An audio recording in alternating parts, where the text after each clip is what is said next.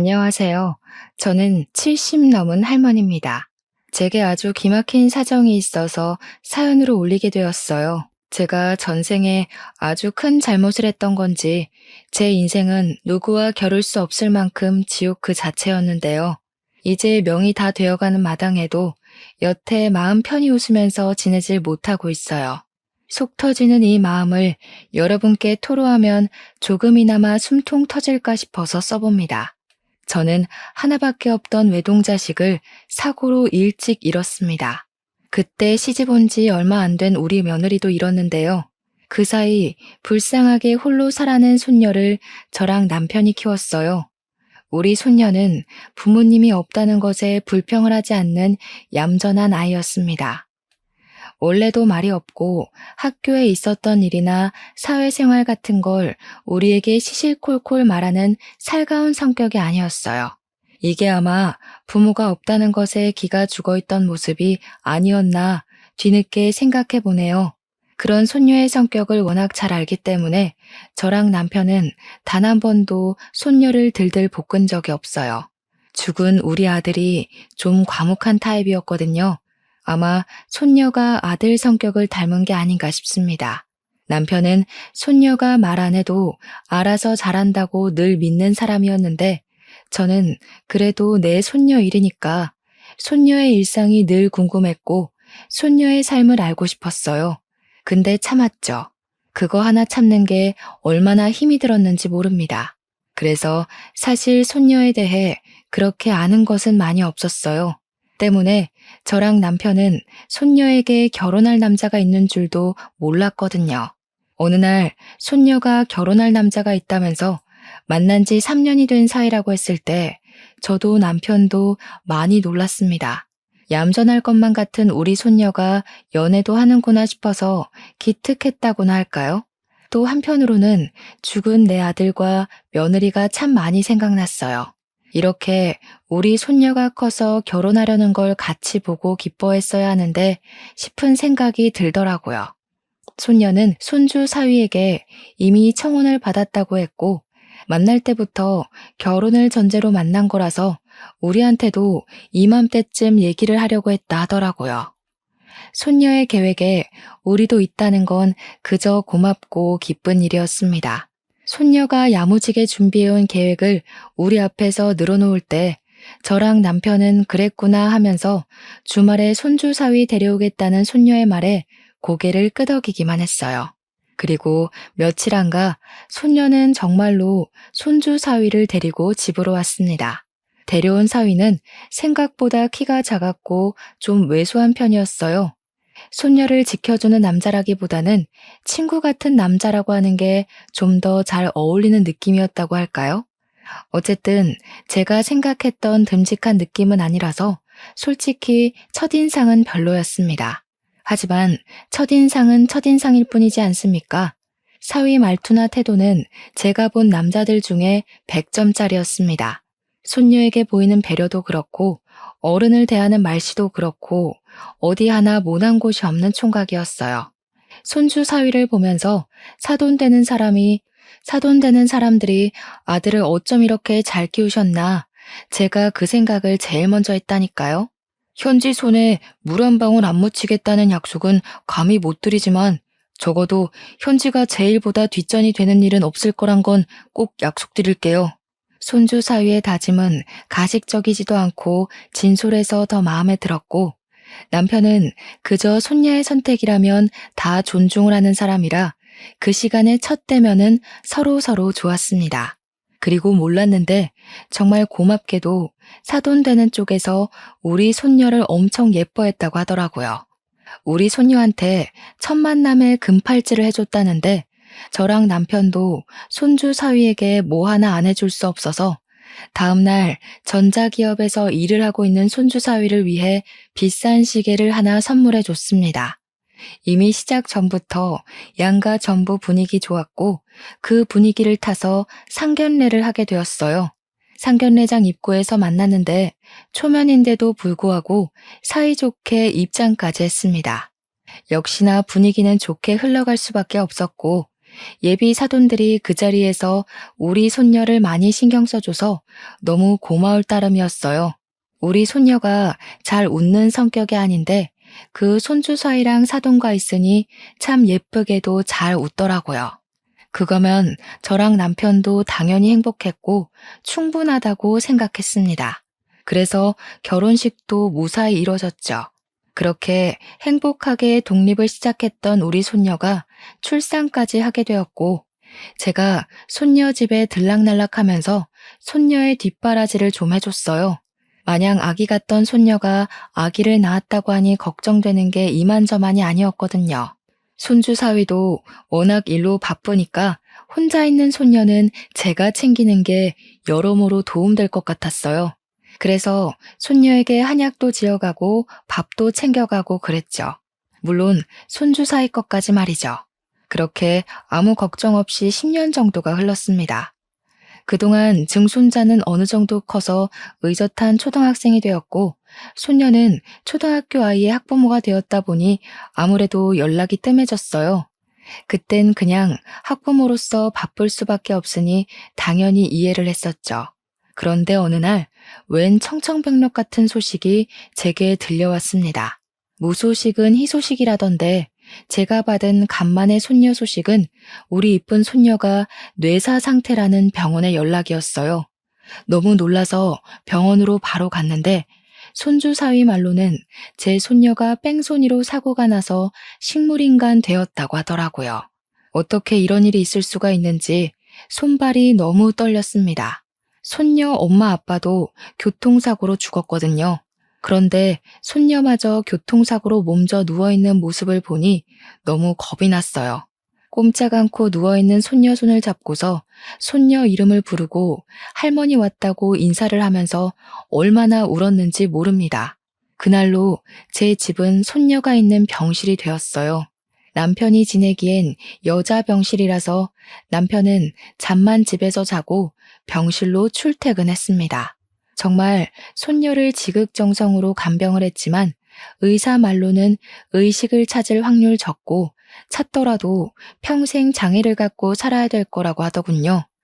그럼에도 저는 성심성의껏 손녀를 보살피며 언젠가는 다시 웃으면서 할머니 해주길 바랬습니다. 죽은 아들과 며느리한테도 우리 손녀 좀 지켜달라고 살려달라고 무수히 빌었죠. 그렇게 시간이 좀 지나고 나니까 문득 깜빡하고 있던 증손자가 생각이 났는데요. 저는 손주 사위한테 전화를 해서 증손자는 엄마 없이 요즘 어떻게 지내냐고 밥은 챙겨 먹고 학교 가냐고 소식을 물었습니다. 다행히도 증손자는 사돈댁에서 봐주고 있다고 하더라고요. 그런데 말입니다. 당시 초에는 정신이 없어서 잘 몰랐는데 나중에 생각해보니 사돈댁은 우리 손녀가 이렇게 됐는데 전화 한 통 없는 게 이상했어요. 사돈들한테 전화를 해봐도 전화를 받지도 않더라고요.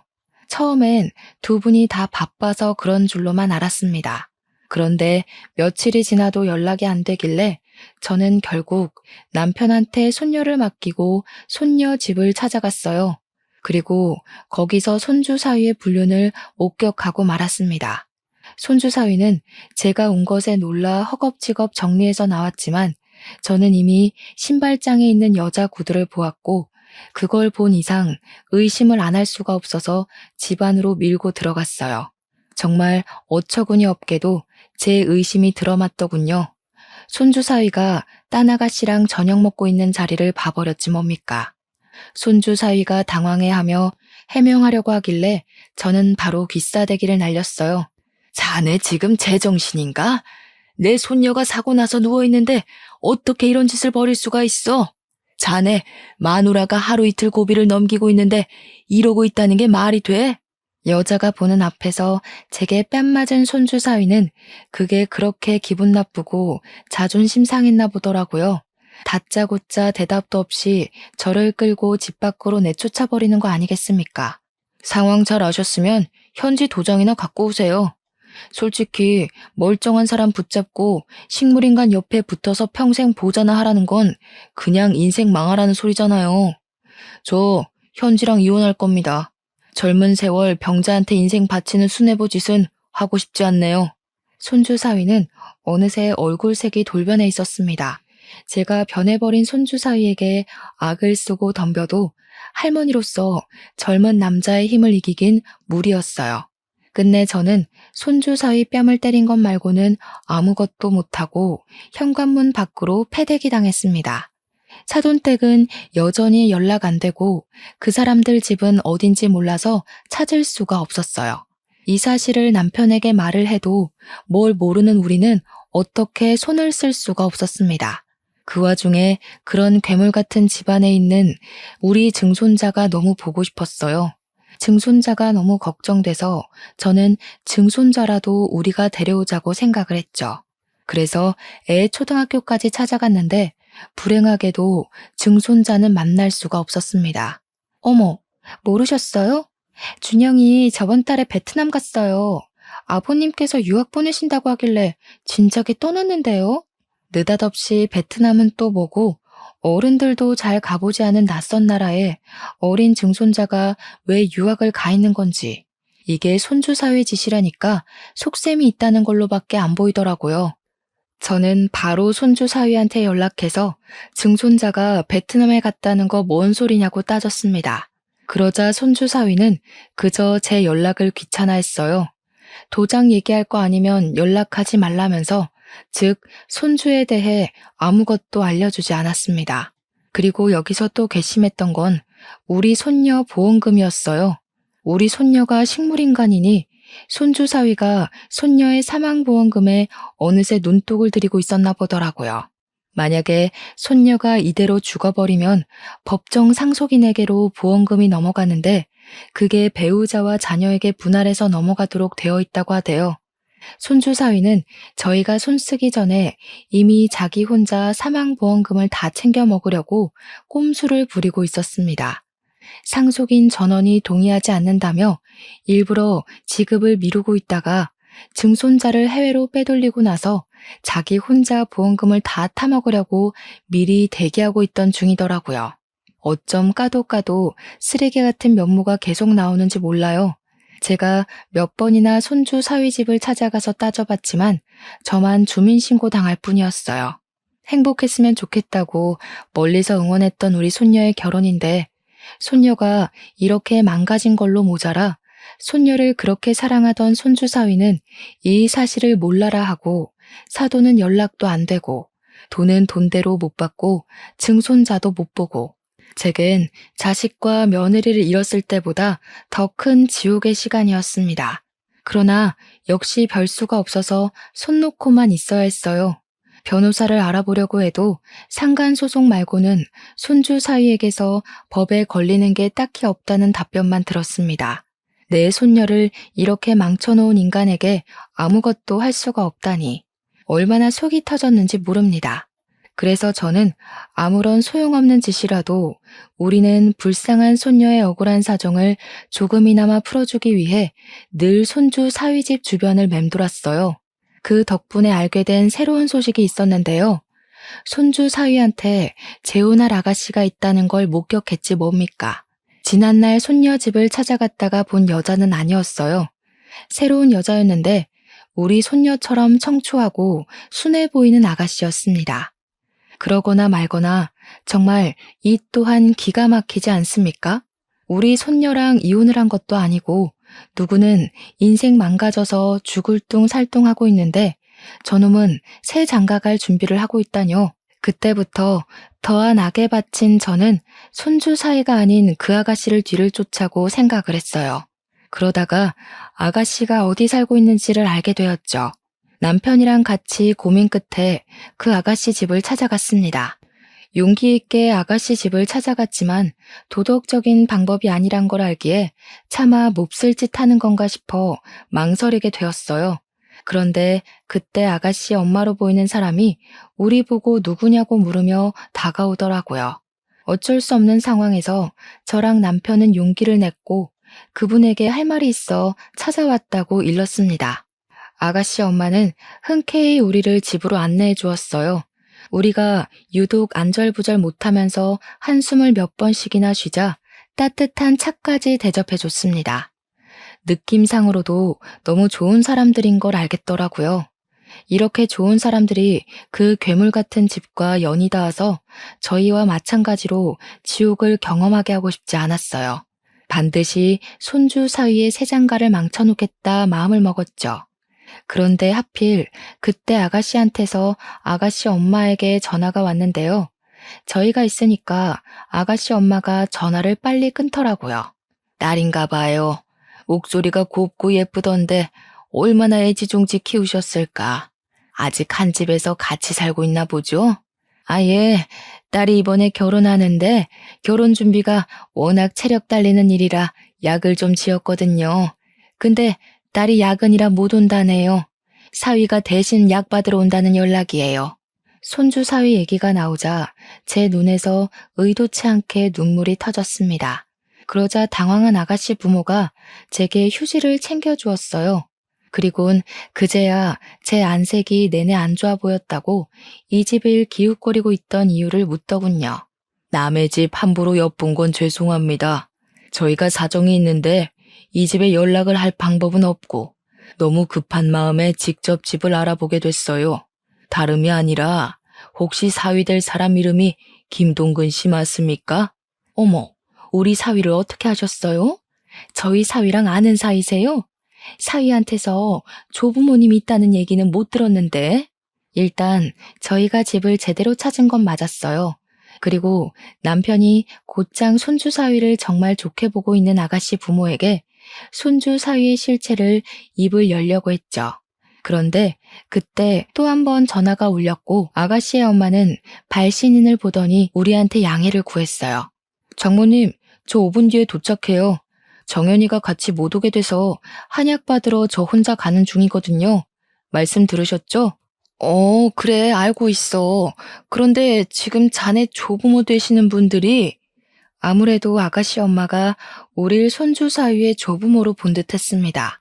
그래서 성질머리 더러운 손주 사위에게 지금 상황을 밝히는 건 위험하다고 판단했던 제 남편이 급하게 아가씨 엄마의 휴대폰을 뺏어버렸어요. 그리곤 전화를 황급히 종료했습니다. 따님이랑 그놈이랑 결혼시키지 말란 소리 하러 왔어요. 그놈, 제 손녀랑 결혼했던 놈입니다. 우리 손녀가 그놈 때문에 지금 사경을 헤매고 있어요. 아가씨 부모는 당연히 우리가 하는 소리가 느닷없고 당황스러웠을 겁니다. 두 사람 표정이 딱 그렇다고 설명을 해주길래 저희는 더 깊은 설명을 해주고 싶었어요. 그러나 곧 손주 사위가 온다는 사실에 그 녀석과 마주칠까봐 겁이 나서 한시라도 빨리 자리를 떠야 했어요. 저랑 남편은 한 번 더 그들에게 딸내미 결혼시키지 말라고 당부하고는 현관으로 이동을 했습니다. 그러자 아가씨 부모가 그냥 이렇게 가는 게 어딨냐고 신원도 안 밝히고 제대로 된 설명도 없이 갑자기 결혼시키지 말라고 하면 그거 누가 믿냐면서 다급하게 붙잡더라고요. 제 남편은 긴 말할 시간이 없어서 소매 한쪽을 걷더니 팔에 난 멍자국을 보여줬습니다. 내가 우리 손녀 누명 벗겨주기 전에 사위놈한테 맞아 죽을까봐 오래 있을 수가 없네요. 딸 살리고 싶으면 우리한테 연락해요. 남편 몸에 난 멍자국은 저도 몰랐던 건데 남편도 손주 사위를 몇 번 찾아갔었나 보더군요. 아가씨 집을 나오고 제가 따로 물어봤더니 남편이 손주 사위 직장을 한번 찾아갔었다네요. 그것 때문에 손주 사위가 개인적으로 보자는 장소로 갔다가 두들겨 맞았다고 하는 거 아닙니까? 그 녀석이 당신한테 손찌검까지 했단 말이야? 어떻게 그놈이 우리한테 이럴 수가 있어? 우리 현지 행복하게 해주겠다고 해놓고 지금 우리 현지 꼴을 봐. 나 이대로 눈 못 감아. 그 녀석한테 똑같이 해줄 거야. 남편까지 그 녀석한테 맞았다고 하니 너무 속이 상해서 미칠 것 같았습니다. 남편은 그저 오히려 잘 됐다는 소리만 했어요. 병원 진단서 있으니까 나중에 고소할 거라고 말이죠. 그렇게 다음날 저는 진짜 복장 다 터져버리는 줄 알았습니다. 병실에 온 남편 얼굴에 멍자국이 하나 더 생겨 있는 거 아니겠습니까? 깜짝 놀라서 어떻게 된 거냐고 걱정하며 물었더니 손주 사위가 우리가 아가씨 집 찾아갔던 걸 눈치채고 새벽에 남편 혼자 자고 있는 집으로 쳐들어왔다고 하더라고요. 남편한테 수작 부리지 말라고 협박하고 갔다는데 어떻게 사람의 탈을 쓰고서 이런 짓을 벌일 수가 있단 말입니까? 날이 가면 갈수록 손주 사위는 정말 양심의 가책이라곤 전혀 없는 괴물 같았어요. 손주 사위가 어떤 놈인지 알아가는 게 저한테는 당연히 고통이었는데 문득 그런 생각이 들더라고요. 제가 평생 그들이 불행하도록 목숨 다 바칠 생각이지만 한편으로 남아있는 식구를 지키기 위해서라도 그만 내 손녀를 이혼시켜야 하나 하는 생각 말이죠. 저랑 남편처럼 힘없는 노인네들이 젊은 남성의 힘과 지략을 어떻게 따라잡고 혼을 내주겠습니까? 그래서 저 혼자 남편한테는 말 못하고 수천 번 고민을 했어요. 고민에 고민을 거듭하기만 할 뿐 차마 결정을 못 내리고 시간만 보내던 중 아가씨네에서 전화가 왔습니다. 남편이랑 제가 같이 있을 때 연락이 왔는데 아가씨 아빠더라고요. 아가씨 아빠가 하는 말이 우리가 다녀간 뒤로 우리들의 경고를 곰곰이 생각해 봤는데 아무래도 찝찝함이 사라지지 않아 불편했다고 하더라고요. 그러면서도 우리가 쓸데없이 거짓말을 했을 거란 생각은 안 들어서 만나서 자세히 듣고 싶다고 하는 겁니다. 대체 왜 결혼을 하지 말라고 하는 건지 궁금하다기에 저희는 며칠 만에 만나기로 약속을 정하게 되었어요. 그리고 아가씨 부모는 이 사실을 아가씨한테도 말했나 보더라고요. 결혼하기 전에 찜찜한 걸 해결하지 않으면 결혼하기 어려울 것 같아서 딸한테 알렸다고 했고 딸도 같이 저희를 만나고 싶어 한다고 했습니다. 아가씨 부모는 우리가 손주 사위를 무서워했다는 걸 기억해줘서 낯선 장소에서 따로 만날 자리를 마련해 주었어요. 너무 늦은 시간이었던지라 저는 손녀를 지키며 병실에 있었고 남편 혼자 그곳으로 떠났어요. 그런데 한 3시간 뒤쯤이었나 병원에서 전화가 오는 겁니다. 그 연락은 다름 아닌 우리 남편이 사망했다는 소식이었어요. 너무 놀라서 손녀 병원으로 실려온 남편에게 달려갔습니다. 남편은 물에서 건져진 사람처럼 다 젖은 채로 눈을 감고 있었는데 소방관 말로는 물에 빠져 있는 남편을 지나가는 사람이 보고 신고했다고 하더군요. 저는 남편을 붙잡고 울면서도 왜 남편이 이렇게 됐는지 이해가 안 갔어요. 분명 그 아가씨 가족들을 만나러 갔는데 어떻게 일이 죽어서 돌아올 수가 있단 말입니까? 왜 진실을 구하고 정의로 다가갈수록 제 사람들이 망가지고 죽는 걸까요?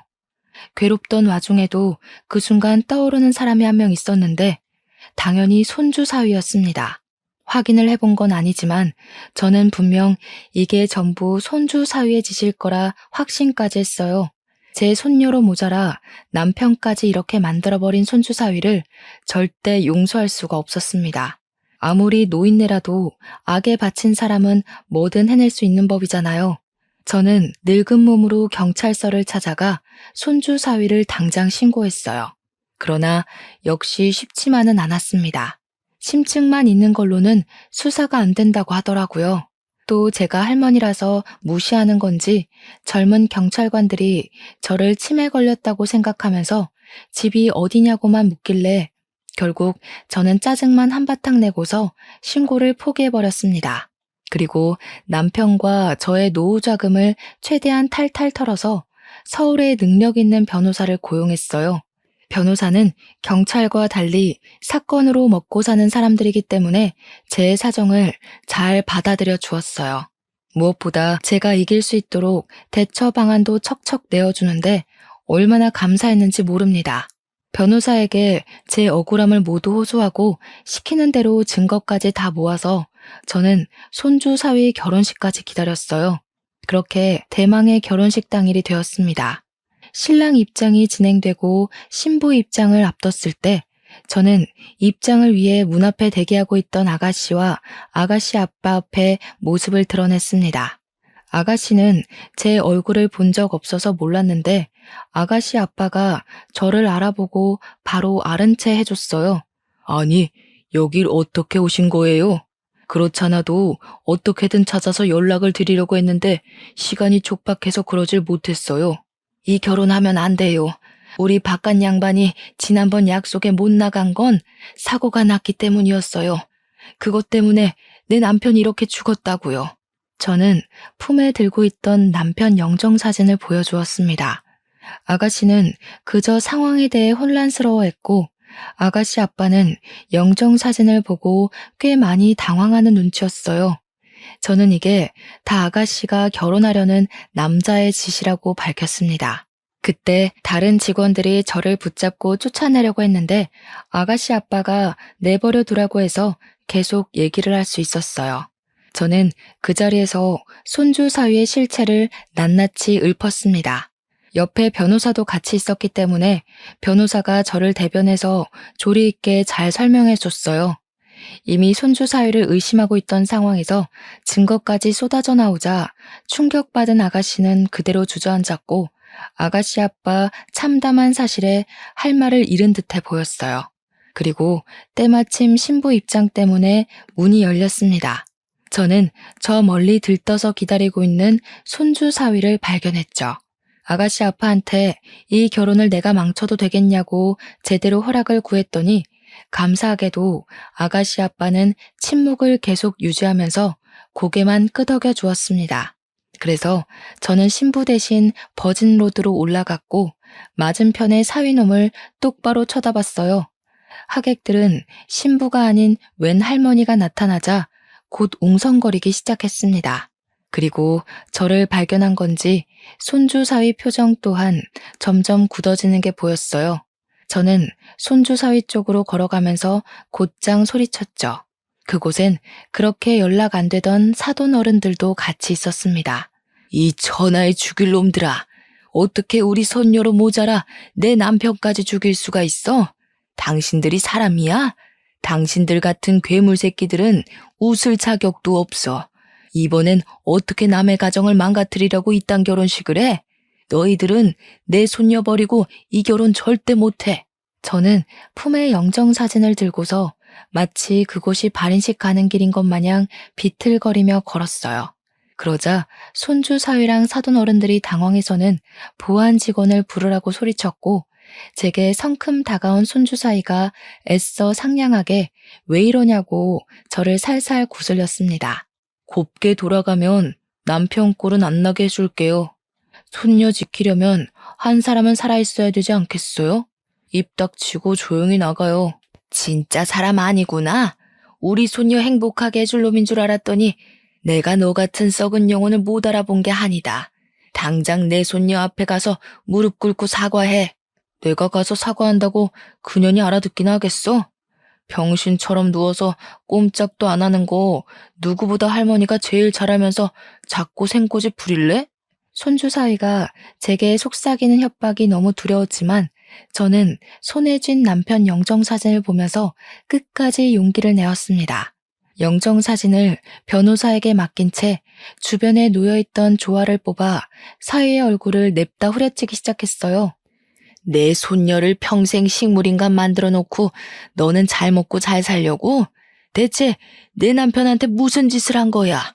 내 남편이 뭘 잘못했다고 죽이기까지 해? 너 같은 살인자 새끼는 평생 깜빵에서 썩어야 돼. 아 진짜 왜 이러시냐고요? 사람 잘못 보셨다고. 여기 호텔 서비스 왜 이래요? 당장 이 할머니 안 내보내고 뭐 하냐고요? 손주 사위는 원래 성격이 있어서 금세 짜증난 기색을 드러냈고 기아 저를 밀치기까지 했습니다. 그때 한없이 곱기만 했던 사부인이 나서서 저를 잡아 뜯으며 당겼어요. 그리고 보안 직원을 목젖 찢어져라 부르면서 저를 쫓아내라고 외쳤죠. 저는 그런 사부인의 머리채를 잡고서 온 힘을 다해 흔들었습니다. 당신들이 악마니까 자식 새끼가 괴물로 크는 거야. 내 손녀 그렇게 만들어 놓고 감히 보험금 노릴 생각만 해? 내 손녀 망칠 대로 망쳐놓고 아무 일 없었다는 듯이 아들 새장가 보내려고? 너희들이 앞으로 웃으면서 지내는 일은 절대 없을 거야. 이 할머니가 뭐라는 거야? 명예훼손으로 고소당하고 싶어요? 감히 어디서 악마니 괴물이니 난동 부리는 거예요. 이미 분위기와 기세는 제 쪽으로 기울고 있는 듯 했지만 아무래도 제가 늙었다 보니 저보다 젊은 사람들에게 육체적 다툼은 밀릴 수밖에 없었어요. 변호사가 옆에서 도와주긴 했는데 여러 명을 상대하기엔 역시 부족했죠. 그때 아가씨 엄마가 달려와서 저랑 사부인을 떼어놓았습니다. 그리곤 아가씨 엄마가 사부인한테 으름장을 놓더군요. 무례하게 어르신한테 무슨 짓이에요? 도대체 저희한테 뭘 숨기고 있는 건데요? 우리 딸 인생까지 망가뜨려 놓고 싶었어요? 어떻게 저런 쓰레기 같은 놈을 포장해서 팔 생각을 해요? 사돈, 지금 이 할머니 말 믿는 거예요? 이 할머니 정신 나간 할머니라고요. 그렇게 감싸줄 게 아니라니까요. 저희가 무슨 사정이 있는지 모르시면 함부로 말씀하지 마세요. 사부인은 정말 뻔뻔하게 나왔습니다. 그 타이밍에 아가씨가 드레스를 들고 성큼성큼 버진로드를 걸어왔어요. 그러다 손주 사위 앞에 서서는 풀스윙으로 손주 사이에 기싸대기를 날렸습니다. 그 덕에 모든 사람들의 이목이 한 곳으로 집중되었어요. 너, 마누라가 너 때문에 식물인간이 됐다는 것도 기가 막혔는데 애까지 있었니? 그걸로 모자라. 장인어른 되는 분까지 죽여? 하마터면 내가 사람 아닌 새끼랑 한 입을 덮을 뻔했네. 무슨 소리야. 누군지도 모르는 이 사람들 말을 믿는다고? 우리가 고작 그 정도밖에 안 되는 사이야? 손주 사위는 뻔뻔하게 사실을 부정했어요. 그러자 뒤따라 들어왔던 아가씨 아빠가 손에 쥐고 있던 서류 봉투로 손주 사위 머리통을 사정없이 후려치길 반복했습니다.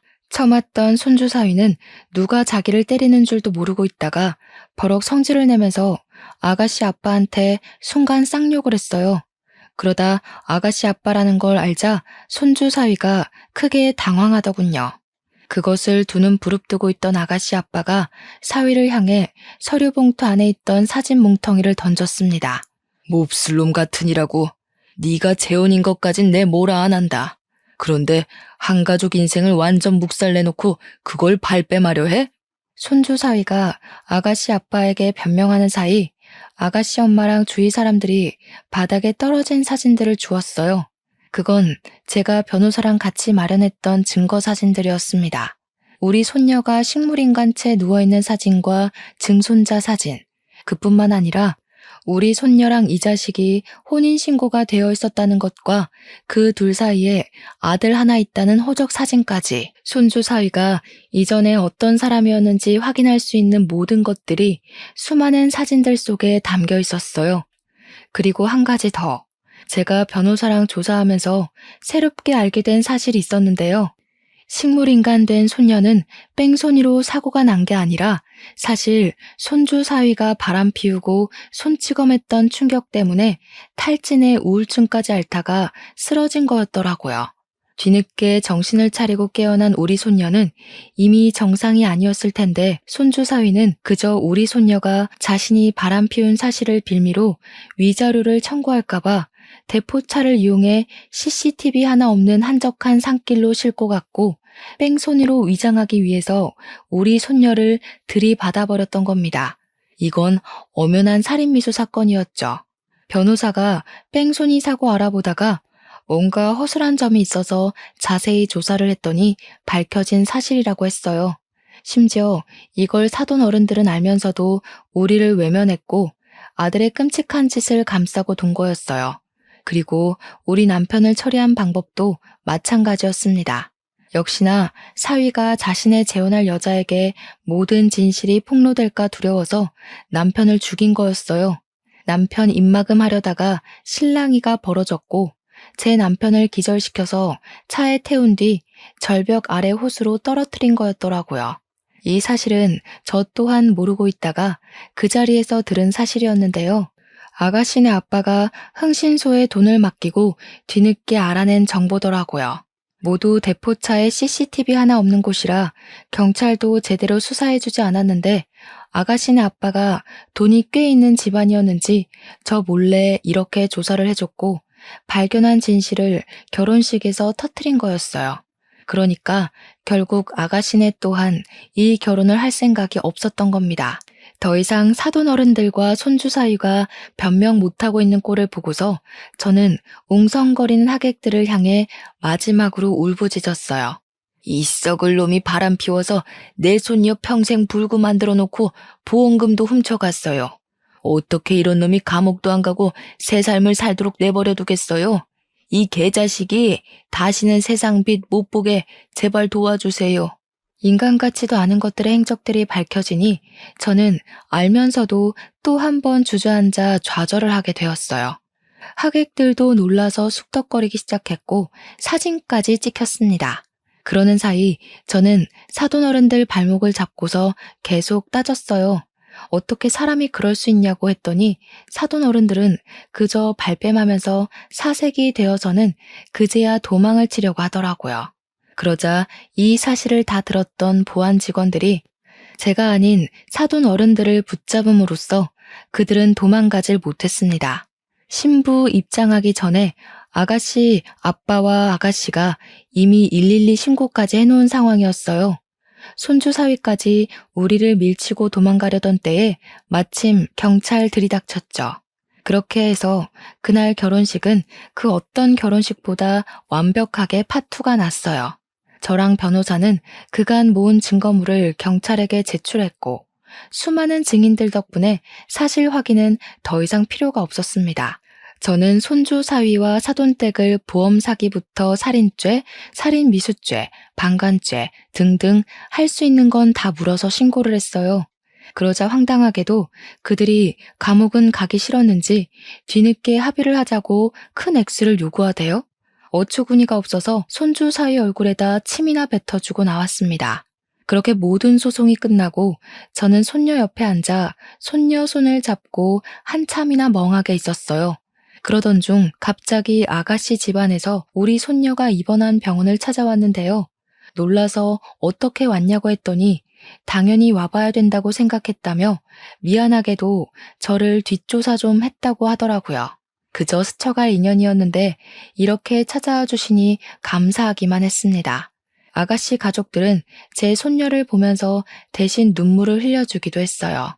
아가씨보다 우리 손녀가 더 어린 나이였는데 아가씨 눈에는 우리 손녀가 한창 예쁠 나이인 20대에 침상에만 미동 없이 누워있는 것이 많이 안쓰러워 보였나 봐요. 마음 아프다고 하더군요. 저는 이미 그들이 우리 손녀를 찾아와 준 것만으로도 너무 고마웠는데 아가씨 가족들은 저에게 위로금과 결혼을 막아준 감사한 마음을 담아서 병원비를 건넸어요. 돈을 받을 생각은 없었기에 당황해서 바로 거절했더니 아가씨 아빠가 꾸역꾸역 제 손에 쥐어주더라고요. 아무리 그래도 이 돈은 받을 수가 없어서 저는 대신 다른 부탁 하나 들어줄 수 있냐고 되레 제안을 해버렸습니다. 염치 없는 거 알지만 우리 손녀한테 아들이 하나 있다고 했죠?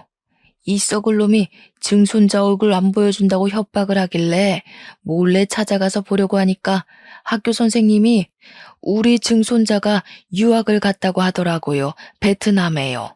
아마 그게 아가씨랑 결혼하기 위해서 손주 사위가 자식을 숨기려고 했던 것 같다면서 얘기를 했더니 아가씨 집안은 참담한 얼굴을 하면서 손주 사위네 식구들에게 또 한 번 실망을 표했습니다.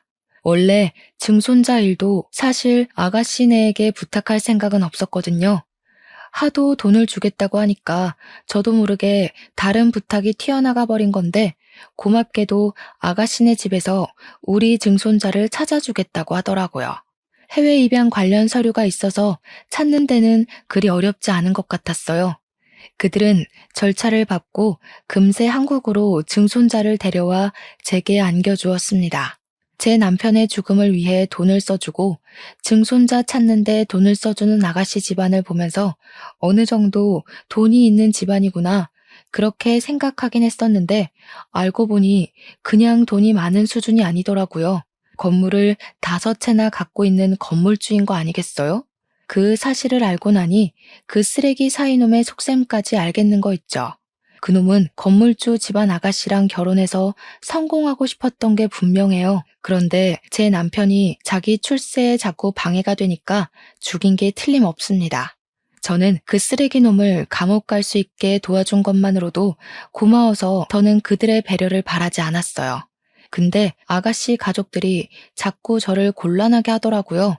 자기 귀한 외동딸이 흉악범이랑 결혼할 뻔한 걸 막아줘서 고맙다는 이유로 저한테 우리 손녀 병원비를 계속 내주겠다고 하는 거 아니겠습니까?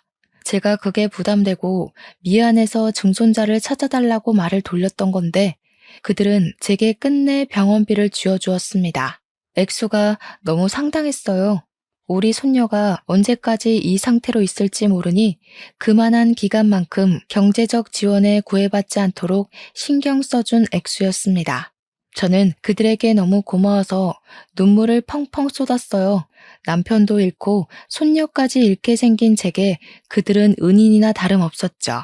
그리고 더 고마웠던 건 우리 증손자가 아직 중학생도 안 돼서 제가 데리고 키우려면 돈을 벌어야 되는데 그것까지 신경을 써주더라고요.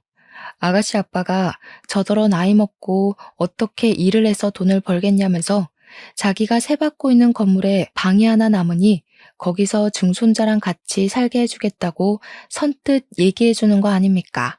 그리고 국가에서 조손 가정에게 경제적으로 도와주는 혜택들이 있으니 증손자는 지역 아동센터에서 학습이랑 성장에 도움되는 각종 프로그램을 지원받을 수 있도록 아가씨가 대신 알아봐 주겠다고도 했어요. 정말 손이 떨릴 정도로 감사해서 몸둘 바를 몰랐습니다. 너무 염치 없이 받기만 하는 거 아닌가 싶어서 두 손에 얼굴을 묻고 마냥 울기만 했는데 젊은 아가씨가 마치 손녀처럼 저를 안아주었어요. 할머니, 오래 사셔야 돼요. 그래야 여기 누워있는 손녀딸도 힘내서 일어나죠. 더는 할머니가 신경 쓰는 일 없도록 저희 집에서 최대한 도울게요. 저희 필요하시면 언제든지 연락하셔야 돼요. 알았죠? 어쩜 이렇게 착한 집안이 다 있는 걸까요? 불쌍한 우리 집안을 도와주기 위해 하늘에서 내려온 천사와도 같다고 느꼈습니다. 덕분에 저는 많은 힘을 얻었어요. 우리 손녀가 언제 깨어날지 모르지만 제 한 목숨 다 다를 때까지 손녀가 깨어날 날만을 기다리며 씩씩하게 살아갈 거예요. 우리 증손자 또한 깨어날 엄마가 자랑스럽게 생각할 수 있도록 아주 의젓하게 키울 예정입니다. 그리고 솔직히 제가 그들에게 해준 게 없는데 너무 염치 없이 받기만 하는 게 좀 미안해서 제 나름 그 집에 작은 보답이라도 해주고 싶더라고요. 그래서 집에서 반찬이라도 만들어 아가씨네 집에 종종 보내주곤 했어요. 나이 먹은 할머니가 괜한 짓 생각한다고 할 수도 있는데도 그 집안 사람들은 항상 고맙다고 제 덕분에 늘 영양보충 든든하게 한다면서 웃는 얼굴로 대해줬어요. 그들만 보면 저는 명이 다 끝나가는 마당에 갑작스레 이 무슨 행운인가 싶은 생각을 합니다. 쓰레기 같은 사위놈 때문에 우리 집안은 풍비박산이 나버렸지만 천사 같은 집안 덕분에 죽을 날만 기다리고 있던 이 할머니가 살아갈 힘이 생겨 놀랍기만 하네요. 사람 인생 알 수 없는 거라더니 이런 일도 생길 수 있나 봅니다. 불쌍하게 간 우리 영감. 제가 남은 생 열심히 살다가 곁으로 가게 되면 고생 많았다고 보듬어 주겠죠. 죽기 전에 우리 손녀 눈 뜨는 거 한 번만 보고 가야 할 텐데. 손녀가 꼭 제 앞에서 다시 서 있을 수 있는 그날만 고대하면서 남은 생 동안은 온 힘을 다해 애써 보겠습니다. 불운이 있으면 반드시 행운도 있다는 걸 모든 분께서 늘 유념하며 살아가셨으면 해요. 묵직한 사연 들어주셔서 고맙습니다. 평안한 하루 보내세요.